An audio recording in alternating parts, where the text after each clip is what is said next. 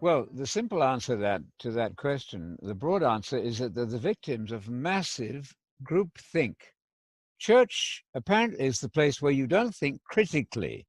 I tell my Methodist friends, I ask them in a gentle way, when you recite the creed on Sunday, you talk about believing in the Son who was begotten but not made. What does that mean? And they haven't got a clue. I said it's very dangerous to mutter things before God and man in a creedal form on Sunday without knowing what you're saying.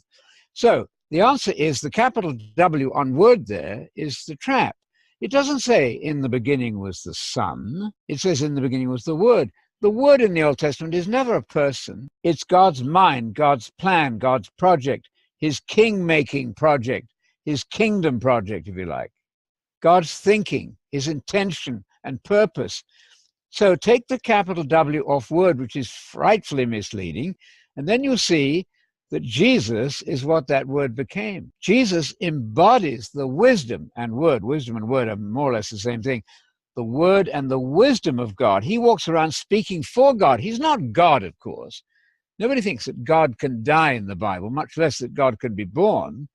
And so the Charles Wesley hymn, which says, "'Tis mystery all, the immortal dies," is, I have to tell you, an example of the nonsense that people have learned to say. We don't want to talk nonsense. That is to subject our brains to complete chaos. No. God cannot die. The immortal dies is square, circle, hot ice cube, married bachelor language. We don't want that. Let's talk logical language sense. You have to make up your mind what is meant by word.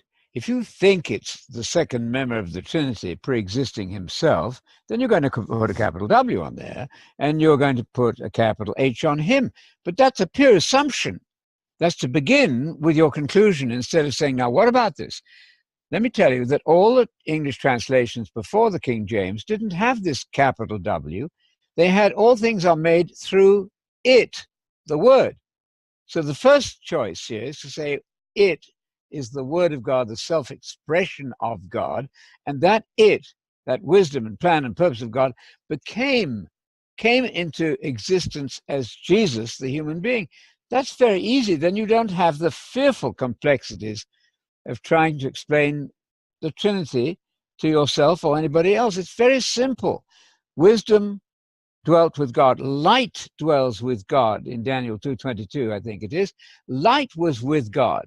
That's beautiful. Light and wisdom and word are all major parts of who God is. In fact, let's translate it this way. In the beginning was the Word, little w. The Word was with God alongside him.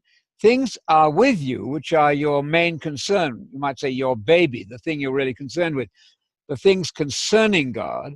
So his word was his major project and plan, and all things were made through it. But I left out the part where it says the word was God. What does that mean?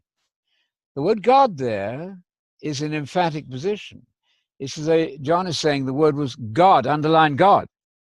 Let's do what the Williams translation does that and say the word was God himself. Not somebody else. That was the word, the self-expression of God. So Jesus is what the word or wisdom became, not one-to-one equal with a pre-existing person, because then you've destroyed the Shema if you talk about two persons who are God. That's what we did in the Armstrong movement. We said God was a family of two. Two gods, we said, in the God family. Well, that happens to be paganism and polytheism.